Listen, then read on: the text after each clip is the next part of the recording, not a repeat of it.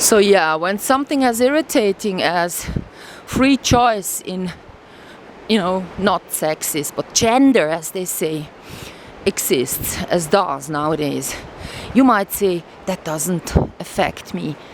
I'm a reasoning human being. I know that I can look it up with a mirror.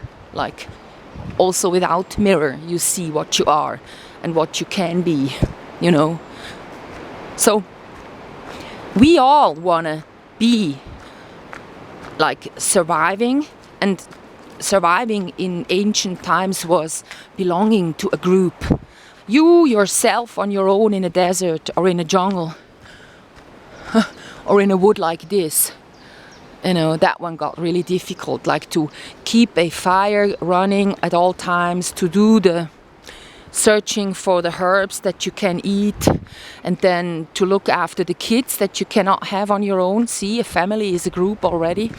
So that one was difficult. So people still nowadays, where you can live as a single in a flat yourself and not talk to anyone all throughout your life, just write books and that's it.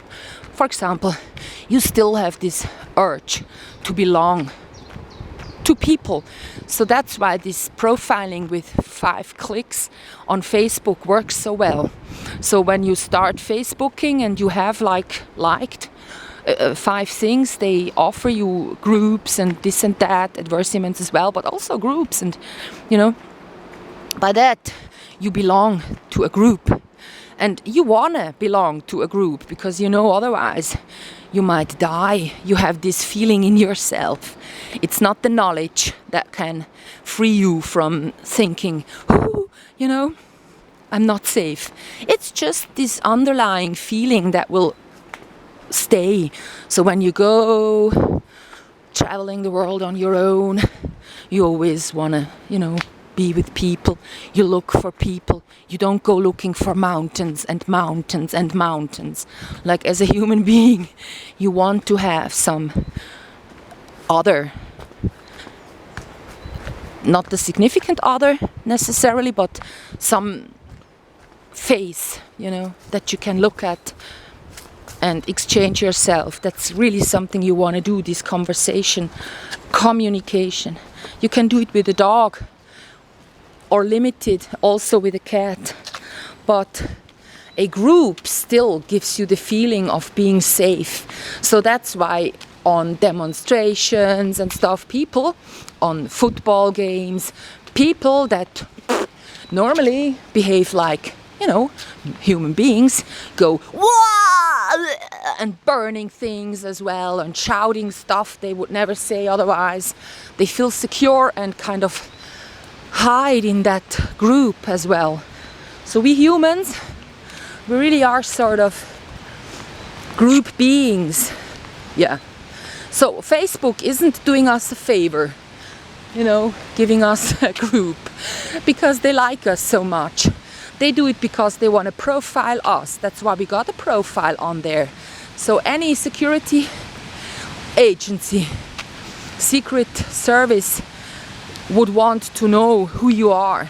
And best would be to know your age, your name, your place of birth, so they know how your socialization was, whether you were a Muslim or a Christian, probably depends on where you have been born, stuff like that.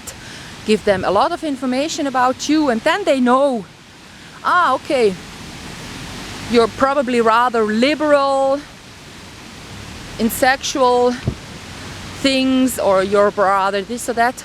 So they know what the world is doing, what the world sort of is up to, how the people are ticking, all the people. It's not that they want to just control the bad ones that might come and steal their secret military knowledge. No.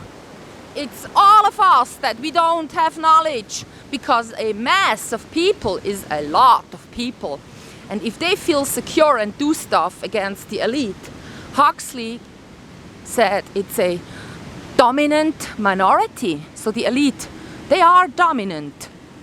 but they are a minority still. They are dominant because they own world finance. So yeah, so here you learned a lot. Always a few days before full moon, I'm on full moon speed, and also because I haven't slept. So mostly when I think stuff till they die, like if I think them through too much while I talk, stuff doesn't really get to a I don't get the word out, the point I can't make that I want to make. I just list all the things that I know, but the crossing connections from Ed Carini and the actor-based media reality and the elite being so few, and Facebook wanting to profile us, and the 5 clicks that all already give them a lot of information, also your IP and stuff, they collect, the cookies and stuff, of course. So yeah, they are once when I heard that first time, I was like, huh? Are you sure? They seem to have a second life. Look it up, like that one is dying now, 2019, but they seem to be working on a new enhanced world, so you can walk around as a 3D avatar in a world that people build. So the Pentagon seems to have, of every person living on Earth having a computer or being registered with a birth certificate or else, a model walking around in real time where they are on Earth, like Google Earth combined with MyHeritage, so they can even look up your ancestors, and with income tax, like all the banking data that gets transferred via the undersea cables from Europe to America when it's a company that has a link to a company via their conglomerate that is in another continent. So that one, then it's easy to steal the data. And so on. So on your little avatar, maybe even the way you look like, or your DNA, if they once got a sample of blood, everything is on there. So if DNA always has a very special vibration for every human being, being a personal vibrating like a song, like when the whale sings, then if they have this song in the opposite way, playing it directly to you because they know where you are, they can kill you. Well, that's like in South Park, the flute with a tune that makes you puke. Ooh, pee, poo, poo it was. Whatever it was. Yeah.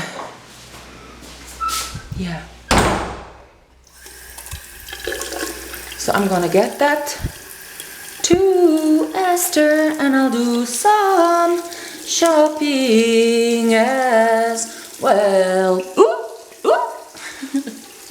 I look gangsta with these glasses, and those glasses are the cheapest around. You should see my style. That's why I'm not showing myself that often. Ooh, because I need to really lose some weight. I don't feel very well anymore with my weight. So yeah. Well, during winter time I always gain some weight, but now full moon I even feel fuller. So I'm like,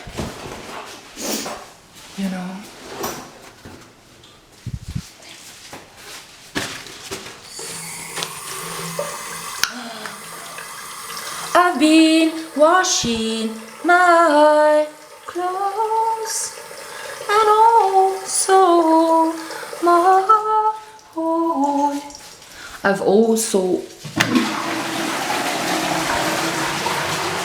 been washing the hair today. So I was really I knew it's Saturday. See? I look kind of fat, not in these trousers, but when I walk like this, I have like a bit too much stomach going on. That's why I'm like running down every day so that I can say I did a lot of moving. So now you get to know why I own these, you know. Ooh, surgical stockings, 'cause I do like the cold. I do.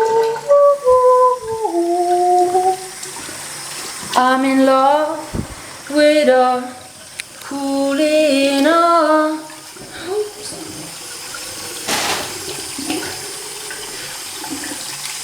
It's called in German Verdunstungskälte, so in English it might be the evaporating cold. When you have something wet that dries, what you get to experience is the cooling of this physical thing, you know. This one is even broken. Like this, I walk in this village. So the people that are kind of stiff, narrow-minded, they don't really talk to me too much, but still they take me with their car because they are so very much interested to listen to what I say. I tell you, I always wait like 5 minutes and then I'm off. Yeah. So, by doing so, all the evaporating cold I can profit from, and yeah, that's how I do it and why I actually have to do it. So because we have summertime and I just otherwise walking on this sort of stone is like this, because in the wood the soil does not really reflect warmth, but walking on pavement like this, you get the full heat reflected to you, and it stays there until it starts to rain someday, or, you know, it's just awful. So because of that, I need to water my surgical stockings. And also, I have to say and admit, I used to have some sort of a tingling sensation in the back of my leg. So then, for years, that one just stayed. So then I made this exercise, you know, just really stretching the back, like even more, you know. So like this. So I did this 3 minutes, not really. And then this kind of tingling sensation in my back leg was gone. So for maybe years, 2 years, 3 years, I don't know how many, a lot of years, I was having this stupid feeling and I thought I needed surgical stockings. Yeah. But now that I have found Liebscher and Pracht, the one that teaches what exercise is needed so that the arms don't fall asleep at night, or lower back pain gets eradicated, or shoulder pain from sleeping, like when you have wide shoulders from sleeping in a crooked position. He's really good. So bye bye.